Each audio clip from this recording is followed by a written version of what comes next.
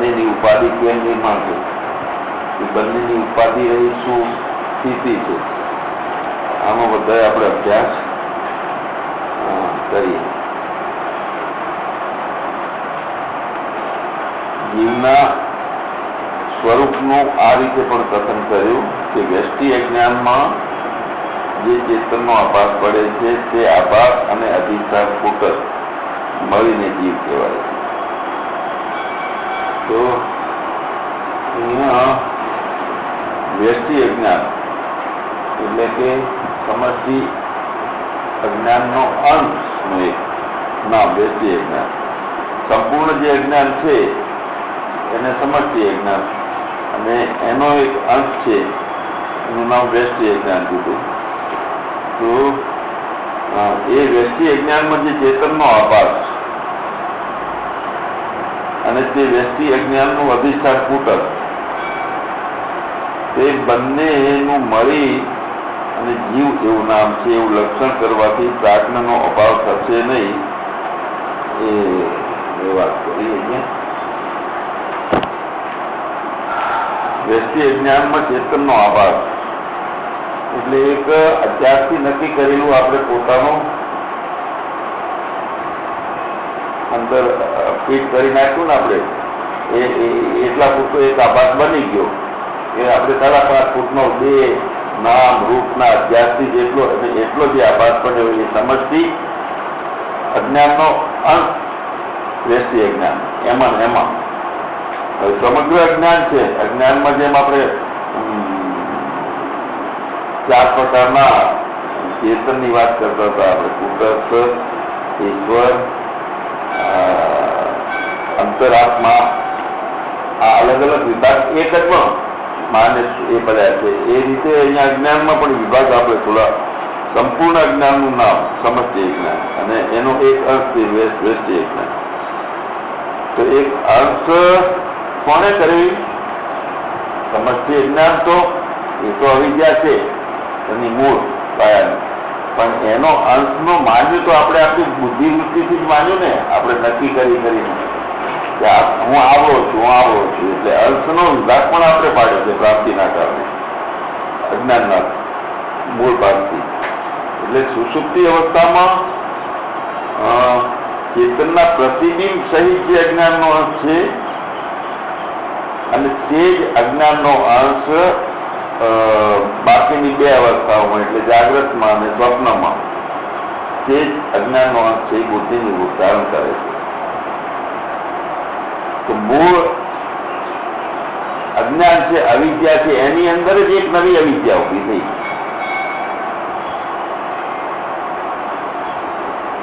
એ આંશિક અવિદ્યા ઉભી થઈ એવું ગણાય, કેમ કે એની એ જે છે એ જ અજ્ઞાન છે 2 અવસ્થાઓમાં બુદ્ધિનું રૂપ ધારણ કરે છે. તો બુદ્ધિનું રૂપ ધારણ કરે છે એટલે વ્યક્તિ અજ્ઞાનનું રૂપ એક થઈ ગયું. મુખ્ય સમષ્ટિ અજ્ઞાનમાં વ્યક્તિ, કારણ કે બુદ્ધિનું માપ છે. તો ચેતનનું પ્રતિબિંબ તો એમાં પડતું જ તું, પણ જાગ્રત અવસ્થાને અને સુષુપ્તિ અવસ્થામાં એ જ અજ્ઞાન નો અંશ જે છે તે બંને અવસ્થામાં બુદ્ધિનું અને સ્વપ્નનું અને જાગ્રતનું બંને અવસ્થાઓમાં બુદ્ધિનું રૂપ ધારણ કરે છે. તો એ ચિદાભાસ સહિત બુદ્ધિમાં પાપ પુણ્ય સંસાર પ્રસિદ્ધ થાય છે. તો ચિદાભાસ સહિત બુદ્ધિ જે છે જાગ્રત અવસ્થામાં સુષુપ્તિમાં જે બધા પ્રકારના જ્ઞાનો અલગ અલગ પ્રકારના વૃત્તિઓ ઊભી થાય છે, વૃત્તિ જ્ઞાન કહેવાય, પ્રમા જ્ઞાન કરે છે, પ્રમાતા બની જાય છે. તો એમાં પાપ પુણ્ય સંસાર આ બધું પ્રસિદ્ધ થાય છે જાગ્રતમાં, રાત્રિ નથી થતું ઊંઘમાં. તો એવા આધારેથી શાસ્ત્રોમાં કોઈ જગ્યાએ બુદ્ધિને જીવપણાની ઉપાધિ વર્ણવી છે. તો હકીકતમાં બુદ્ધિને જીવપણાની ઉપાધિ છે તો બુદ્ધિનો લય થઈ જાય છે તો અવિદ્યા તો રહે છે સુષુપ્તિમાં. જીવપણાની ઉપાધિ બુદ્ધિ નથી રહેતી, અવિદ્યા છે એ થાય જીવપણાની ઉપાધિ છે. જો અજ્ઞાન નથી અવિદ્યા નથી તો એની સ્થિતિ શું હોય છે? અવિદ્યા એટલે જ્યાં સત્વગુણ દબાયેલો છે, રજોગુણ અને તમોગુણ છે, અને શુદ્ધ સ્વરૂપનું જ્ઞાન થવા દેતી નથી, તે અવિદ્યા. તો એ જીવપણાની ઉપાધિ છે અવિદ્યા. પણ જયારે અવિદ્યા ના હોય તો શું છે? તો સાક્ષી જ છે. સાક્ષી એના આધારે પણ શુદ્ધ ચેતન કૃતસ્થ જ છે. પણ આવા જીવપણાની ઉપાધિ છે એ અજ્ઞાન છે, તે ઉપાધિ છે. આ વાત આપણે કાલે જોઈ હતી, ફરીથી આપણે નજરમાં લેવા માટે આ વાત કાઢી. માયામાં ચેતનનો આભાસ અને માયાનું અધિષ્ઠાન ચેતન, એ બંનેને ઈશ્વર કહે છે.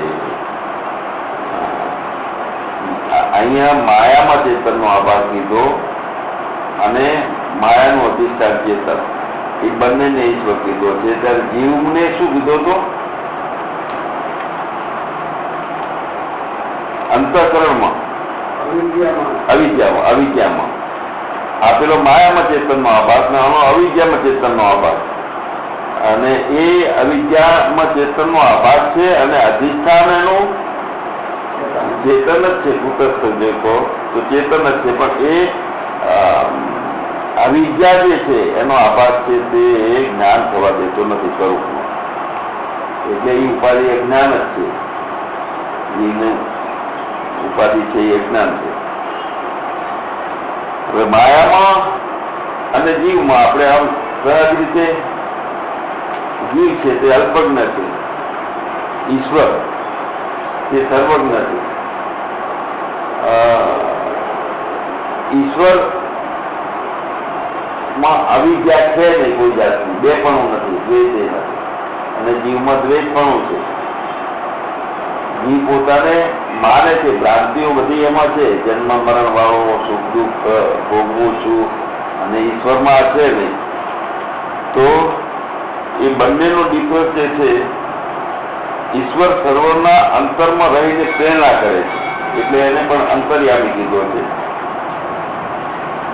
જીવમાં પોતાનો સ્વરૂપ જીવ જોઈ શકતો નથી, એટલે જીવમાં આવરણ છે, પણ ઈશ્વર પોતાના સ્વરૂપમાં આવરણ નથી. એને ઈશ્વરને જોવામાં પોતાના સ્વરૂપમાં કોઈ તો કેમ નથી? તો પેલામાં શુદ્ધ સત્વગુણ માયામાં છે. માયા છે એનો ઉપાધિ છે, એમાં શુદ્ધ સત્વગુણ છે. અને અજ્ઞાનની ઉપાધિ છે તો અજ્ઞાનમાં મલિન સત્વગુણ છે. જે મલિન સત્વગુણ છે તે જ અવિદ્યા, એ પડદો અજ્ઞાનનો હટે અને જ્ઞાન થાય તો એ થતું નથી. કારણ કે સત્વગુણ દબાયો છે રજોગુણથી, તમોગુણથી, અવિદ્યા. ઈશ્વર સર્વજ્ઞ છે, સર્વ પદાર્થોને જાણવા વાળો છે, જીવને બંધન છે, ઈશ્વર મુક્ત જ છે. જન્મ મરણના ધર્મો બધા જીવમાં પ્રતિષ્ઠ થાય છે, ઈશ્વરમાં થતા નથી કોઈ. એટલે સર્વ પદાર્થોને જાણવા વાળો ઈશ્વર છે. સર્વજ્ઞ હોવાના કારણે એ પ્રમાણે માયામાં શુદ્ધ સત્વગુણ છે અને તમોગુણ તથા રજોગુણ થી તે સત્વગુણ દબાયેલો હોતો નથી. માયાનો જે શુદ્ધ સત્વગુણ રહેલો છે તમોગુણ અને રજોગુણથી એ સત્વગુણ દબાયેલો નથી હોતો. હવે જ્યારે એનો એ મલિન સત્વગુણ હોય છે અવિદ્યામાં, તે સત્વગુણને દબાવે છે, એટલે તો જ્ઞાન થતું નથી સ્વરૂપનું. તો પોતે તમોગુણ અને રજોગુણને દબાવવા વાળો હોય છે, તે શુદ્ધ સત્વગુણ કહેવાય. તો સત્વગુણ થી જ્ઞાનની ઉત્પત્તિ થાય છે, માટે સત્વગુણ પ્રકાશ સ્વભાવ વાળો છે. ઉત્પત્તિ સ્થિતિને લય ને સત્વગુણનો પ્રકાશ સ્વભાવ છે તો ઉત્પત્તિ. એને બ્રહ્મા વિષ્ણુ મહેશ પણ કહે છે. બ્રહ્મા વિષ્ણુ મહેશ એ ઉત્પત્તિના દેવ. બ્રહ્મા વિષ્ણુ છે તે સ્થિતિના, અને મહેશ છે તે લય કરવા વાળા. તો એ સત્વગુણ અને રજોગુણ અને તમોગુણ એ ત્રણેય છે સત્વગુણ ઉત્પત્તિ કરે છે રજુગુણ સ્થિતિ કરે છે, તમોગુણ લય વિકાર થાય છે. બધું આપણે દિવાલો ધીરે ધીરે ધીરે 25 વર્ષની થાય એટલે બુંદી થતી જાય, વૃક્ષો થતા જાય, રસ્તાઓ બધામાં વિકાર આવે છે. આ શરીરમાં આવે એવું નહીં. જેટલું જેટલું ખાવર છે, જંગમ છે, બધામાં વિકારો ચાલુ થાય છે. એમાં તમોગુણ. હવે તમોગુણ ના હોત તો શું થશે? થોડાક અભ્યાસ માટે. તમોગુણ એટલે અટકાવે, ગતિને અવરોધ કરે. દાખલા તરીકે દાંત છે, આંખ છે, કાન છે, બધી ઇન્દ્રિયોને એની ગતિ છે ને ધીમી પાડે છે, લય કરે છે. એટલે અહીંથી એક દડો ફેંકવો, જો તમોગુણ ના હોય તો એ દડાની ગતિ એમને ચાલુ રહે, કોઈ દિવસ બંધ થાય છે. તમોગુણ રોકવાનું કામ કરે છે, બ્રેક છે તમોગુણ.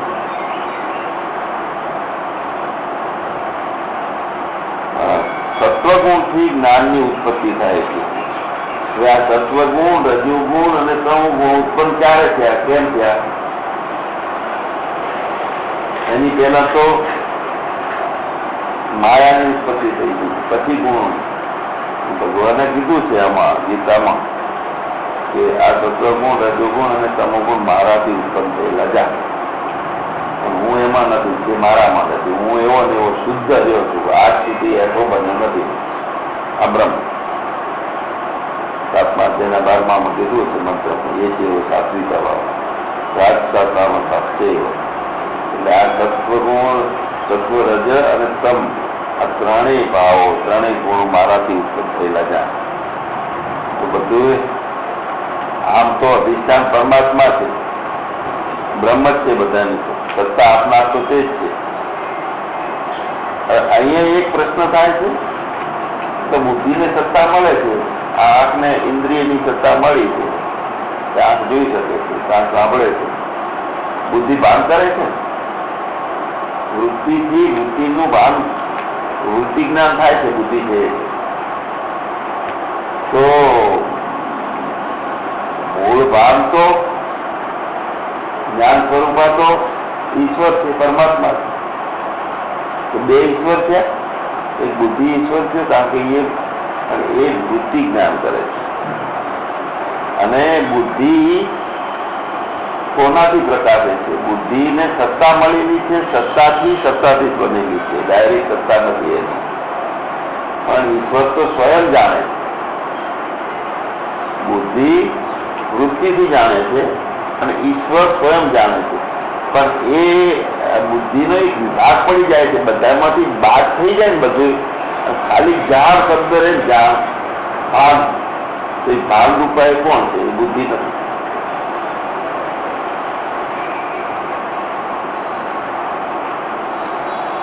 ચેતન, ચેતન તો એક જ છે, બુદ્ધિ ચેતન નથી, પણ ચેતન થકી ચેતન છે.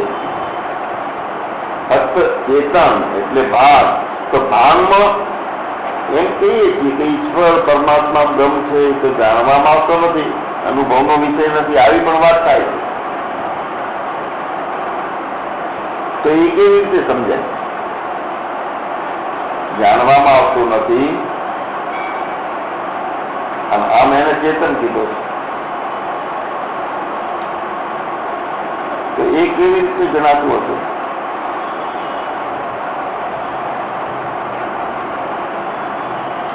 તો એ ઈશ્વર રૂપે, ઈશ્વર સર્વજ્ઞ છે કીધું, બ્રહ્મ સર્વજ્ઞ નથી કીધું. બ્રહ્મ ચેતન. ઉપાધિના ભેદથી આપણે ઈશ્વરને સમજીએ છીએ, માયાની ઉપાધિ છે. તો સર્વજ્ઞ ઈશ્વર છે અને બ્રહ્મ ચેતન છે. કેમ કે જયારે કોઈ પણ પ્રકારે નથી વાણીમાં, નથી જ્ઞાનમાં ઉતર્યો, જ્ઞાનમાં ઉતરે તો એનામાં એ વિકાસ થયો કહેવાય. ચેતન સ્વરૂપા કરી પણ સર્વજ્ઞ તો ઈશ્વર. નિત્ય મુક્ત કોણ છે? બ્રહ્મ નહીં, ઈશ્વર. કેમ? એક દ્રષ્ટાંત આપણે સમજીએ. કૃષ્ણ ભગવાન રાધાથી દૂર જતા હતા ને, મળવા માટે ગયા. મળવા માટે ગયા એટલે મુગટની તો ઉતારી આ શોક આતુર બની ગયા. એટલે કેમ કે હું તમે અન્યાય કરું છું, આપણે આટલો બધો પ્રયત્ન સાથે રહ્યા છીએ છતાં હું નિષ્ઠુર બની જઉં છું, એટલે ક્ષમા માગું છું. મુગટ બીજી વખત વાંસળી આપી દાદા. તો કેમ વાંસળી આપી? દાદાજીએ પૂછ્યું કે જ્યારે જ્યારે મારી યાદ આવે તો તું વાંસળી વગાડતી, એ મધુર યાદનું સંભાવના તને બને. તો રાધાજીએ કીધું કે આ વાંસળી કોયલાનો વાગશે નહીં. કેમ કે હું ભૂલું તો ને, ભૂલે એને યાદ આવે. તમે યાદ ક્યારે કરવો પડે? તો યાદ કરવો એ ભૂલની સાપેક્ષ છે, અપેક્ષા. હું ભૂલું તો મારે વાંસળી વગાડવી પડે. તો નિત્ય હરદમ શ્વાસે શ્વાસે પળે પળે જે મારે સતત યાદ છે, તો વાંસળી ગોદાળો વાગશે. કહેવાનો મતલબ એક નિષ્ઠા જે છે, હમણાં આપણે આવશે અહીંયા બ્રહ્મનું સ્વરૂપ આજ સુધી જૂઠો નથી બન્યો. એટલે હવે એક રસ છે, વિભુ નભસમ સૌ બ્રહ્મ છે, નવી મેળ. એને અંદર બહાર નથી, દૂર નજીક નથી. તો કેવો છે? અવિનાશી, વ્યાપક, ઠોસ, ભરપૂર. આ એનું સ્વરૂપ છે અને અવિકારી પડે છે. તો એનું પોતાનું જે સ્વરૂપની ભૂમિકા છે એમને જળવાઈ રહે છે.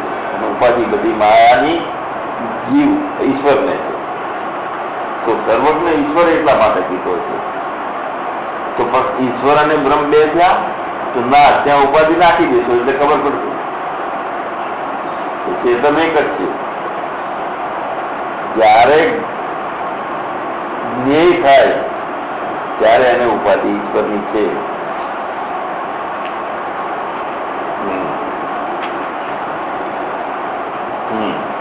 ઈશ્વર સર્વજ્ઞ છે.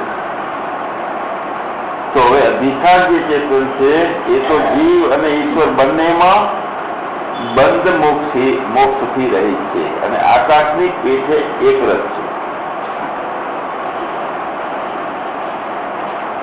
શુદ્ધ અવિકારી છે, એક રસ. એને લાંબુ નથી, ચોખ્ખો નથી, વિભુ નભ સમ. આંબા ચોખ્ખાઈનું માપ હોય ની વસ્તુ હલે, કારણ કે બે બાજુ જગ્યા ઓછી થાય, વધારે થાય. આકાશ હલતું નથી. આ મોબાઈલ હલે કારણ કે કલ્પના એક થઈ છે કે આનું સ્થિતિ આટલામાં છે, બાકી ખાલી જગ્યા છે. તો ખાલી જગ્યા જોવાનું જે છે ને, એ બ્રહ્મની જગ્યા કઈ ખાલી જ નથી, ઠોસ ને ભરપૂર છે. આકાશ છે એ વ્યાપક છે, એ ક્યાંય હલતું નથી કારણ કે છેડા જ નથી.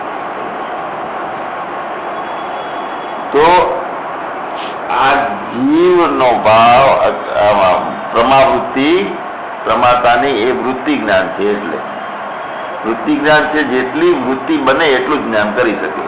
આ વૃત્તિ અહીંથી વૃત્તિ એના આકાર બની એને છોડશે અને આવી ગઈ તો એમના આકાર વૃત્તિ થશે. એટલે એ વૃત્તિ જ્ઞાન બદલે. અને એ બધી વૃત્તિનું જ્ઞાન પૂર્તિ મળે. પણ એક વૃત્તિ જયારે જ્ઞાન કરતી હોય ત્યારે બીજા જ્ઞાનને છોડી દે. અને એટલે આ સીમિતતા છે આની, અને જીવની સીમિતતા છે અને ઈશ્વરની વ્યાપકતા.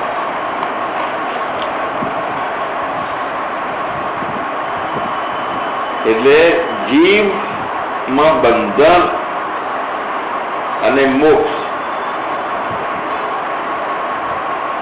જીવ અને ઈશ્વર બંનેમાં બંધન મોક્ષ ભેદથી રહિત અને આકાશની પેટે એક રસ છે. પરંતુ આભાસ અર્થમાં બંધ મોક્ષ છે. જુઓ, વાસ્તવિક ચેતન જે છે એ જીવનો અને ઈશ્વરનો એક જ છે. તો અર્થમાં બે વિભાગ પડે, એક આભાસ અંશ અને એક ચેતન અંશ. તો આભાસ અંશમાં બંધ મોક્ષ છે અને બંધ મોક્ષ અધિષ્ઠાનમાં છે. એમ આભાસને ભ્રાંતિથી પ્રતીત થાય છે. તો એક આભાસ અંશ છે, ચેતન આભાસ એક આભાસ છે અને એક ચેતન છે. તો હવે એ જે શુદ્ધ આભાસ છે એને ભ્રાંતિથી પ્રતીત થાય છે, આભાસમાં પ્રતીત થાય છે. બંધ મોક્ષ છે, હું જન્મું છું, મરું છું, દુઃખી છું, સુખી છું, એ ભ્રાંતિના કારણે આભાસને પ્રતીત થાય છે.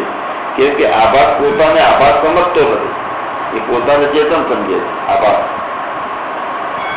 આભાસ પોતાને ચેતન સમજવા લાગે છે ત્યારથી આ તકલીફો ઉભી થઈને આ શાસ્ત્રોની જરૂર એટલા માટે પડી. હવે એ જો આભાસની અંદર ચેતન સમજવાનું બંધ થઈ જાય છે, આભાસ પોતે ચેતન સમજવાનું બંધ કરી નાખે, એનો મતલબ એ થયો કે ચેતન અને આભાસ આ બંનેનો વિવેક યથાર્થ થઈ જાય, ત્યારે ચેતન અને આભાસ બંને અદ્વય થઈ જાય, અદ્વય લાગે.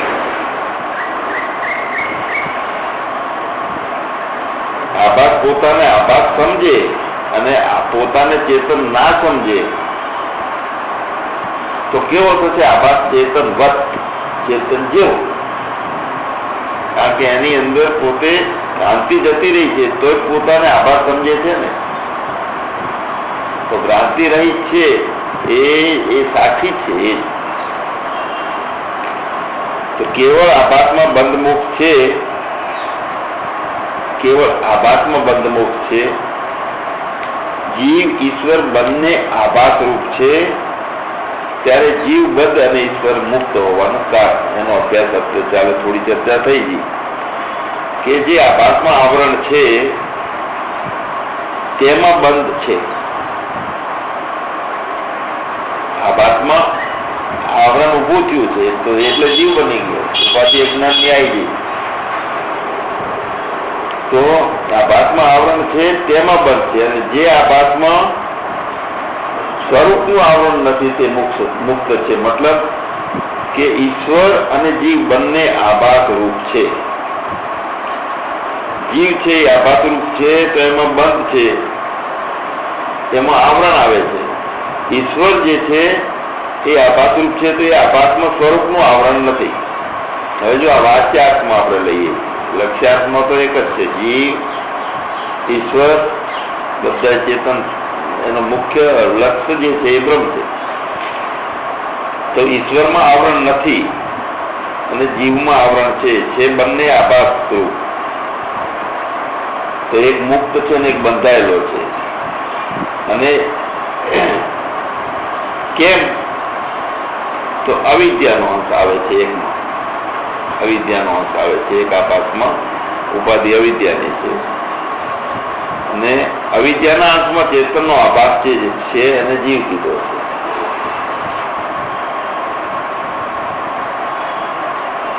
અવિદ્યાના અંશમાં ચેતનનો આભાસ છે અને જીવ કીધો છે. માયાના અંશમાં ચેતનનો આભાસ છે એટલે ઈશ્વર. અને એ અવિદ્યાનો આવરણ કરવાનો સ્વભાવ જે છે ને એ અવિદ્યાનો સ્વભાવ છે. મુખ્ય લક્ષણ જ એ છે. આવરણ અને વિક્ષેપ બે લક્ષણ છે એના. આવરણ એટલે ઢાંકવું, વિક્ષેપ એટલે નવું દેખાડે, બની જાય, બનવા પણ. તો માયા અને અવિદ્યામાં ફેર શું છે એનો આપણને આના ઉપરથી ખ્યાલ તરત આવી જાય છે. આમ અવિદ્યા અને માયા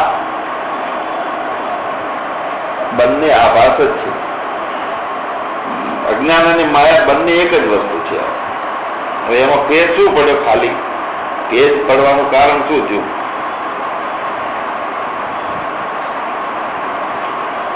શુદ્ધ સત્વગુણની પ્રધાનતાથી માયા એ અર્થમાં, આભાસ અર્થમાં, અને એ જે જીવનો આભાસ અંશ જે છે એટલામાં મલિન સત્વગુણ, એટલો ફેર. તો મલિન સત્વગુણની મુખ્યતા છે એ અવિદ્યા, એ જ અજ્ઞાન. અને શુદ્ધ સત્વગુણ જે છે એની પ્રધાનતા છે. બધે ઠોસ શુદ્ધ સત્વગુણ ધરેલો છે તો તે માયા. તો રજોગુણ અને તમોગુણ થી દબાયેલો સત્વગુણ તે મલિન સત્વગુણ કહેવાય. આ રીતે અવિદ્યામાં વધારે શું હોય? સત્વગુણ, રજોગુણ અને તમોગુણ 3 ગુણોની રચના છે. એમાં અવિદ્યામાં વિશેષ રજોગુણ અને તમોગુણ હોય મુખ્ય. એ કેવા હોય? મજબૂત હોય. કેટલા મજબૂત? સત્વગુણને દબાવે. હરાય છે સત્વગુણ. લડાઈ ચાલે છે અંદર. ગુણોના પ્રભાવો ઓછા વધારે થવાની લડાઈ ચાલુ હોય છે સતત. એમાં રજોગુણની તમોગુણની જીત થાય એટલે તો આપણે નથી ગમતા, સમજીએ છીએ કે આ કામ નથી કરવાનું, તો કરીએ. તો કોણ કરાવે? રજોગુણ. રજોગુણની પ્રધાનતા છે. પછી ઉપદેશમાં આવે કે તમે અંતરાત્માને અવાજને ઓળખ્યો નહીં એટલે અમે આ ભૂલો કરી. તો ભૂલો કરાય કોણ? અંતરાત્માનો અવાજ શું હતો કે આ ના કર. કેમ કે શુદ્ધ સત્વગુણના ભાવ છે ત્યાં. અને છતાંય સાડોશીનો વાંક આવ્યો અને ધોકો લઈ જવાનું નક્કી કર્યું. તો અંદર એક ભાવ થયો, બે જણ, એક સત્વગુણ ને રજોગુણની લડાઈ ચાલે છે અંદર. જો તો ભાઈ આપણે જવાય નહીં. તો ના જ જવાય, ના જ જાય ને તો સમજવું તો એક જ્ઞાનમાં. પછી ખાલી ખાલી જાય, ખાલી ખાલી બધા રાજી કરવા જઈ આવે, એ લીલા છે એની. અંદર કઈ નથી એને દ્વેષભાવ. પણ એક આમ જાય જ છે, આમ કહી દેવું છે ને એને ભાન જ કરાવવું છે અને મોટો વઘાર કરવાનો આવે ત્યારે એ રજોગુણનો પ્રભાવ. જ્યારે પોતાનામાં આ પુસ્તક અને સમજણમાં ને પોતાના જીવનમાં જીવતા હોય ત્યારે પ્રત્યેક તેને ખ્યાલ આવે કે એ આ પ્રભાવ આનો વધ્યો, આ ગુણ, આ પ્રભાવ રજોગુણનો વધ્યો, તમોગુણનો વધ્યો છે કે સત્વગુણનો વધ્યો. અને એ સમત્વ યોગ જે કીધો છે ને, એ ગુણોની ક્ષમતા જે છે બધાએ તમોગુણ, રજોગુણ બધા સત્વગુણના સ્વભાવમાં રહે અને જે જોડાણ થાય એ સમત્વ યોગ. પછી આ એક આ ચાલે છે ઈંડા, પિંગળા, સૂક્ષ્મણા. એક રજોગુણ છે, એક બાજુ તમોગુણ છે, અને વચ્ચે સત્વગુણની વાત કરી. આ 3 નોખા નોખા નામો છે. જેટલા અમુક કહે છે કે અંદર 6 ચક્રોનું ભેદન છે, 7 ચક્રોનું ભેદન છે, કુંડલીની જાગૃતિ છે. આ બધું એક ઉર્જાના અભ્યાસમાં અંદર ઉતરી અગ્નિ તત્વોને પ્રગાઢ કરીને વધારે સ્થિર અંતઃકરણ કાયમી રહેતું હોય, બીજા વિષયો ના જતું હોય એટલે સીધી આવી જાય. તો એ બધી આ કુંડલીની ઉર્જાઓ વધારે પ્રવાસી કામ કરતી હોય પ્રમાણે સંકલ્પો બધું થતું કરાવે ને.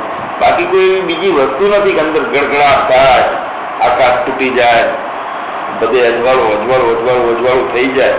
તો એ તો એને એવું કલ્પ્યું હતું એવું થાય, પોતે બીજ રૂપ્યું હતું એવું બને. હકીકતમાં 108 હનુમાનજીની નિયમ કર્યો કે દર શનિવારે 108 હનુમાન ચાલીસા કરવાના અને 6 મહિના કરશો, 4 મહિના કરશો એટલે છેલ્લા વખતે તમને અનુભવ તક મળશે. તો એમાં 3 જણા કરતા હતા. એક જ્ઞાની હતો, એ હનુમાન ચાલીસા કરતો હતો, એક વૃદ્ધાવાને હનુમાન ચાલીસા કરતો હતો, એક જ્ઞાની એ કરતો હતો. તો ત્રણેયને એ અનુભવો છેલ્લા 4 મહિને પૂરી થાય ને હનુમાન ચાલીસા એટલે ત્રણેયના નોખા અનુભવો, ગુણના પ્રભાવ. એક જણામાં સરસ સાથે ધડાકો થાય, હનુમાન દાદા આવીને માથ પથ્થર દેખાય. અને કોઈને એના ઉપરથી એકલો પ્રેમનો ભાવનો પ્રભાવ વધી જાય, આકાશવત ભૂમિકા જોવે.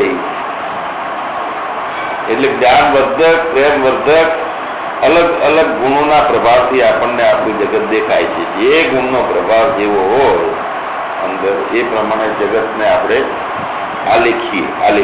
એટલે જેવી જેની દ્રષ્ટિ એવી સૃષ્ટિ.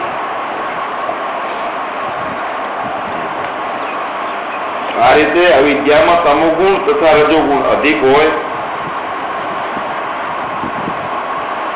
તેથી તે અવિદ્યામાં જીવનો જે આભાસ અંશ હોય છે, એટલે હવે આમાં આભાસ, અવિદ્યા અને અધિષ્ઠાન ચેતન એ બધા ભેગા મળે છે ને એનું નામ જીવ છે. એ આપણે જોઈ લીધું. માટે ત્રણેય જીવના અંશ છે. કયા? આભાસ, અવિદ્યા એ બધા જીવના અંશ. તો અહીં આભાસ અંશ કહેવાનું તાત્પર્ય એ છે કે એ બધું મળી અને જીવ થાય છે, અને એ જે છે તે સ્વરૂપનું આવરણ કરે છે. અવિદ્યા એટલે એ અવિદ્યા આભાસ અંશરૂપી જીવને પોતાના ખરા સ્વરૂપનું ભાન થવા દેતી નથી. ખરું પોતાનું સ્વરૂપ કયું છે? અધિષ્ઠાન ચેતન રૂપ જે શુદ્ધ સ્વરૂપ છે તે પોતાનું સ્વરૂપ. હવે ભાન નથી થવા દેતું એનો મતલબ કે વચ્ચે ક્રાંતિનો એક પડદો આવરણ આવી ગયો અવિદ્યાનો. અવિદ્યા નો આવરણ આવ્યું છે એટલે પોતે પોતાને શું માને છે? હું નોખો છું, બ્રહ્મ મને જણાતો નથી. કેટલીક જાતના ભાન પાદક આવરણ ને એ બધું હમણાં આવે આપણે અભ્યાસ કરીએ. પોતાનો આવરણ અવિદ્યાનો હટી જાય છે પછી શુદ્ધ પોતાના ખરા સ્વરૂપનું ભાન થાય છે. ખરા સ્વરૂપનું ભાન નથી થતું ત્યારે આપણને ખબર છે, અનુભવ છે આપણે કે આપણે આપણને શું માનવું છે અવિદ્યાના કારણે. તો જીવમાં બંધન છે અને ઈશ્વરમાં બંધન નથી, એનો આપણને ખ્યાલ આવી ગયો.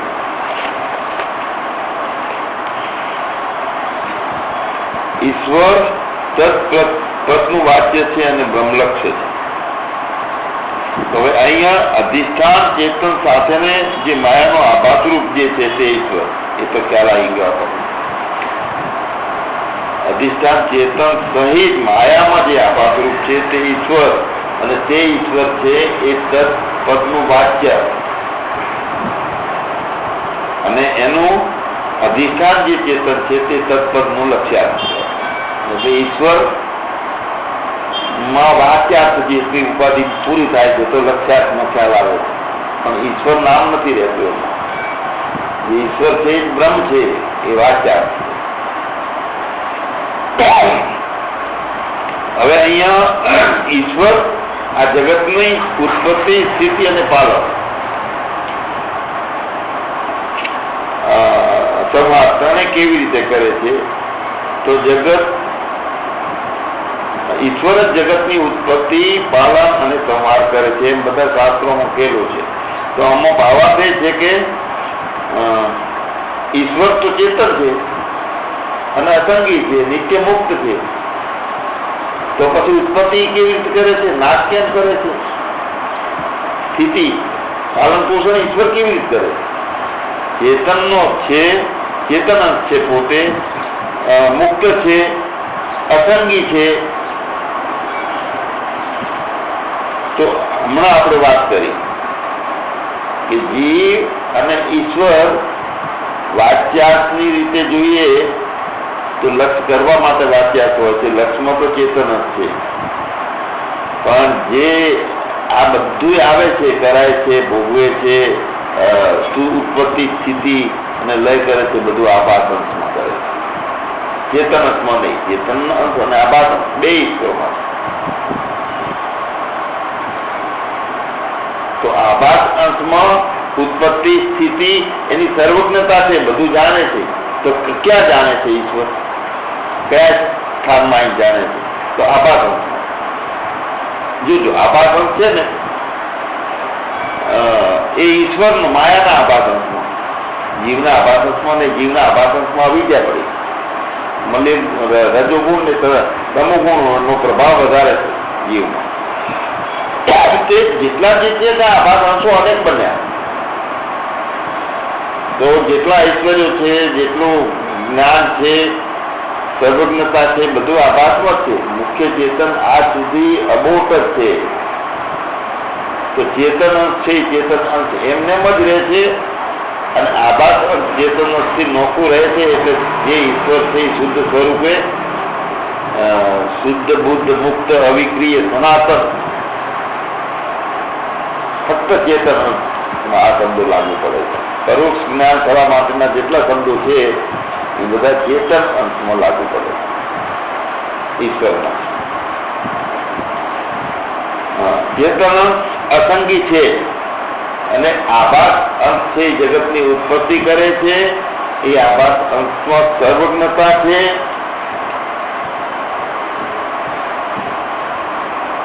તો પછી મુમુક્ષતા કયા અર્થમાં છે? મુમુક્ષતા જે છે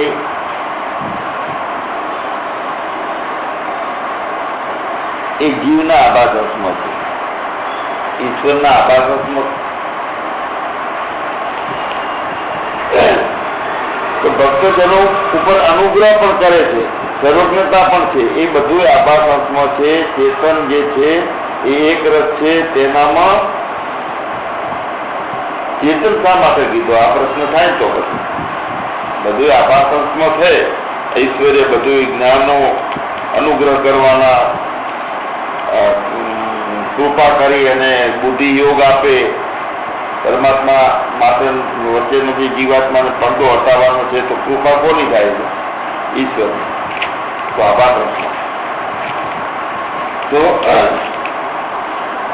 ચેતન મુખ્ય ચેતન છે અને ચેતન કેમ કહેવાય એનો વિચાર કરવો જોઈએ. અહીંયા તો એ વાત નથી અત્યારે આપી. ચેતન એકરસ છે, એનામાં સત્તા સ્ફૂર્તિ એટલે કે અમુક વસ્તુ છે એવું જ્ઞાન અંદરથી પૂરણ જે થાય છે, સત્તા થાય છે, સ્ફૂર્તિ, એ એનો સ્વભાવ છે ચેતનનો. તો એ એનો સ્વભાવ આપવા સિવાય બીજું કોઈ ઐશ્વર્ય ચેતનમાં નથી.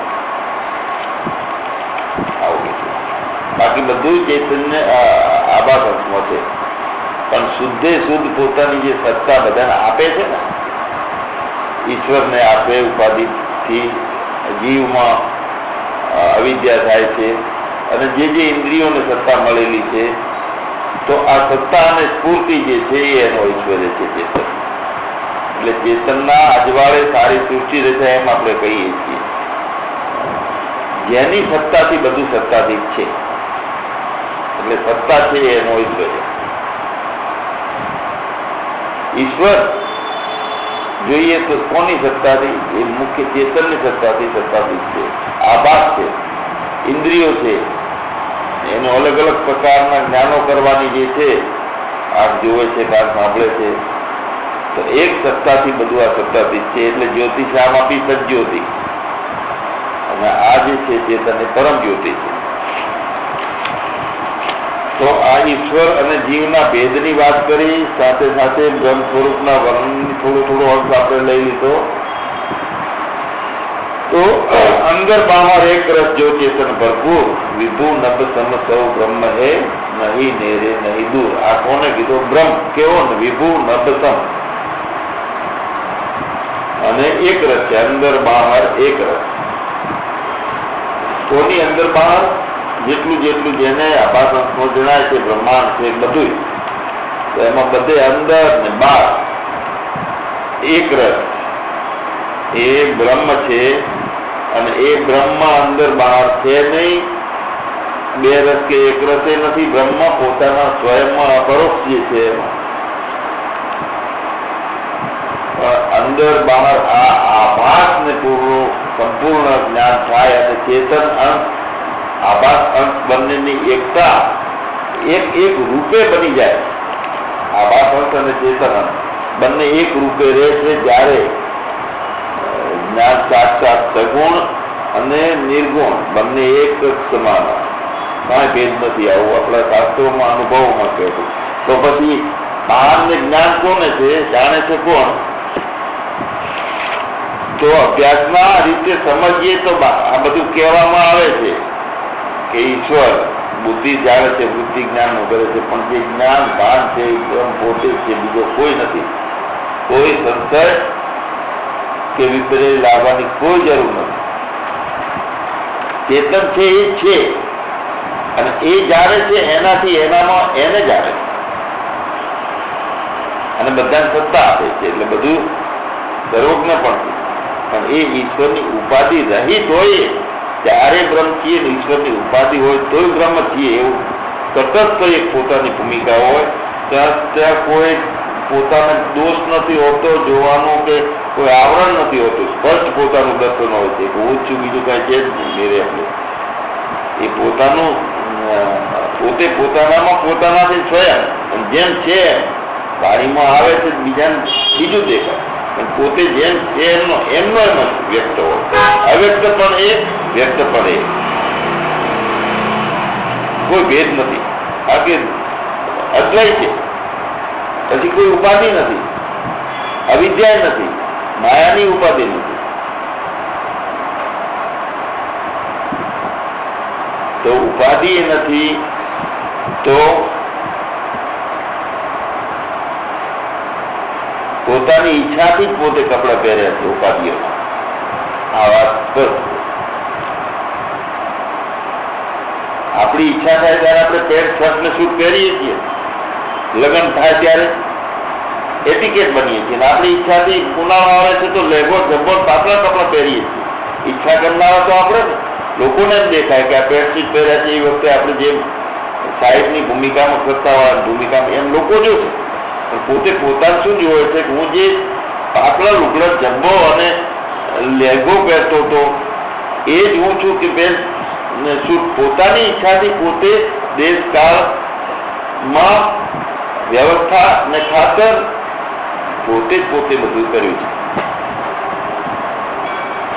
ગમે એટલું આપણે આમ વૃત્તિથી જ્ઞાનોથી એ તો એક વૃત્તિ છે એ વિશેષ થશે બીજી વૃત્તિને દબાવશે, બીજા જ્ઞાનને દબાવશે. તો આ બધું દબાવવાનું એ જે છે ને બદલે એક જ છે ને એ શું છે?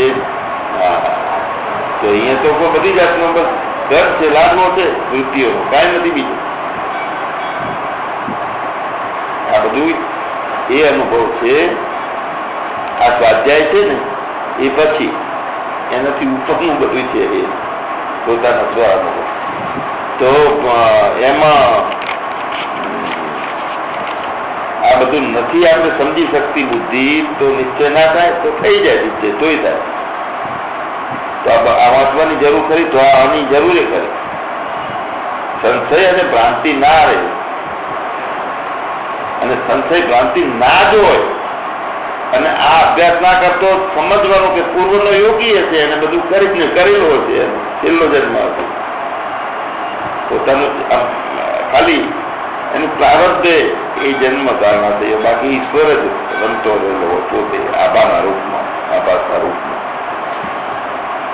એટલે પોતાના અનુભવમાંથી જ શાસ્ત્રો નીકળ્યા, પોતાના અનુભવમાં શાસ્ત્રો સમાય. એટલે આપણે જયારે સ્વાધ્યાય કરવા બેસીએ ને એટલે પોતાનો આત્માનો ચોપડો ખોલીને સ્વાધ્યાય કરીએ ને તો સમાધાનો અંદર ઝડપી બધા થતા જાય. ભલે સંસ્કૃતના અભ્યાસ ઓછો હોય, શ્લોકો મોઢે ના હોય, પંડિતાઈ ના હોય, બીજું ના હોય, પણ પોતાનો નિશ્ચય, પોતાનો એક અનુભવ, પોતાની જે અવિદ્યા છે જ નહીં ક્યાં, તો એવી દ્રઢ ધારણામાં કાંઈ પછી કોઈ ગ્રંથિઓ નથી આવતી. લઘુતા ગુરુતા કાંઈ શુદ્ધ બુદ્ધ અવિક્રિય અને સનાતન. કેવું? અહમ અસ્મિ પરબ્રહ્મ, શુદ્ધ બુદ્ધ જ્ઞાન સ્વરૂપ, અવિક્રિય અને સનાતન. એ પોતાનો એ અપરોક્ષ અનુભવમાં સ્વરૂપ લક્ષણ એ કાંઈ નહીં, વાચ્યાર્થે નહીં, લક્ષ્યાર્થે નહીં, બધા શબ્દો માટે.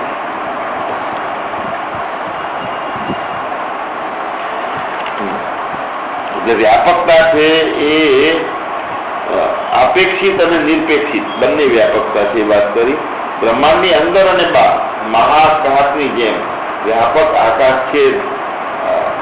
આકાશ છે ને એ એની અંદર વિકાર નથી, નિર્વિકારી.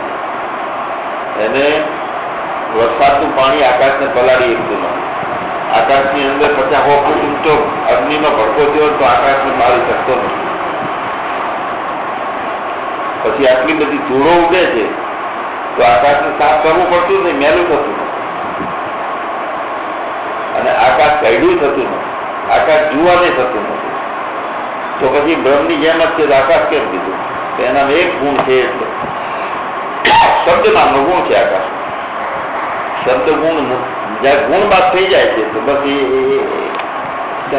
ગુણ છે એટલે જ આકાશ કહેવાય. અને બ્રહ્મમાં કોઈ ગુણ નથી. અને એમાં એક જ ગુણ છે એટલે આકાશ. પણ આકાશમાં એ ચેતન નથી. સ્વયંભૂ ચેતન નથી, એ જાણી શકતું નથી.